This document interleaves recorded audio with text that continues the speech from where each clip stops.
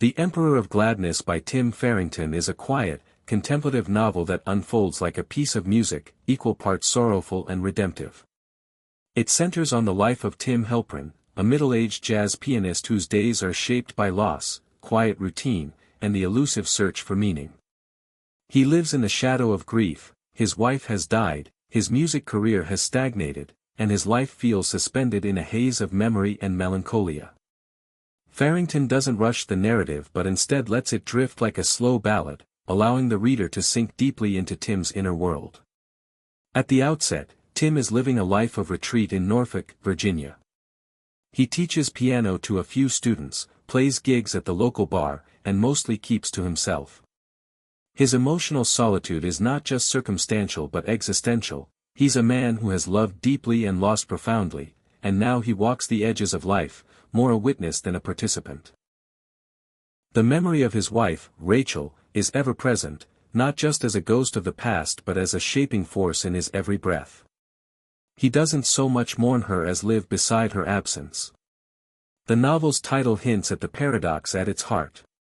Tim, surrounded by sorrow, is the so-called Emperor of Gladness, a nickname bestowed by a friend, half in jest, that ultimately becomes a challenge. How can a man so steeped in grief embody gladness?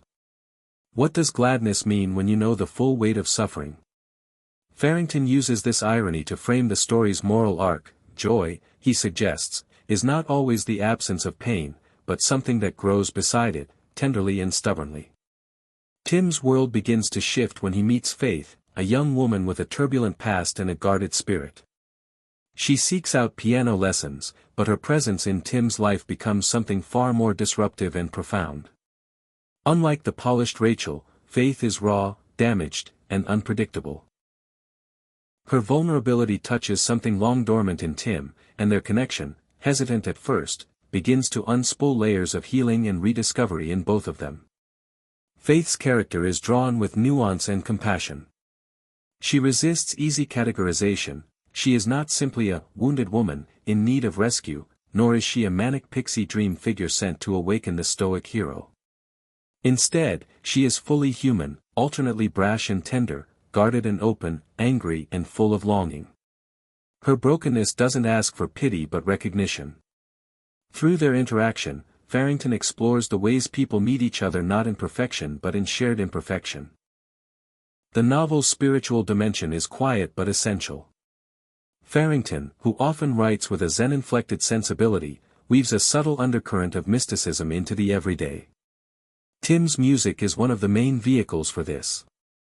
For him, playing the piano is not about performance but communion, with the past, with his pain, and with something ineffable that flickers at the edges of silence and sound. There are moments when music becomes almost sacred, a way of touching what words and rationality cannot reach. Grief is rendered in the book not as a single emotion but as a landscape, full of valleys and weather systems, small moments of peace punctuated by sudden storms. Tim's journey is not a straight line toward recovery but a looping path that doubles back, hesitates, and falters. Farrington's insight here is deep. Healing is less about resolution than about accommodation. One does not get over a loss like Rachel's, but one may learn to carry it with grace. Secondary characters add texture and contrast. Tim's fellow musicians, his students, his old friends, each reveals a different way of coping with life's compromises and disappointments. Some bury themselves in routine, others in denial, others in reckless pursuits. Through them, the book becomes a meditation on how people hold on to meaning in a world that often feels meaningless. The mundane details of their lives, cups of coffee, late-night gigs, small kindnesses, are imbued with a quiet sacredness. Love, in the Emperor of Gladness, is neither romanticized nor trivialized. It is shown in its many forms: devotion, sacrifice, friendship, desire, and forgiveness. Tim's love for Rachel doesn't diminish as he grows closer to Faith, rather, it expands, reshaping itself. Farrington resists the cliché of moving on and instead paints love as cumulative. Every new connection carries traces of the old ones, deepening rather than replacing them. As Tim and Faith grow closer, they are forced to confront not only their attraction but the deeper wounds they carry. Faith's trauma is not easily unraveled, and Tim's grief is not easily soothed. There are missteps, silences, and regressions. But it is precisely in their flawed, stumbling attempts to reach one another that the novel finds its quiet power. It honors the bravery of simply trying again, of showing up for someone even when you don't know how. The novel's pacing mirrors Tim's emotional tempo, unhurried, introspective, often looping back on itself. This rhythm may frustrate some readers looking for dramatic turns, but it is true to the world Farrington creates.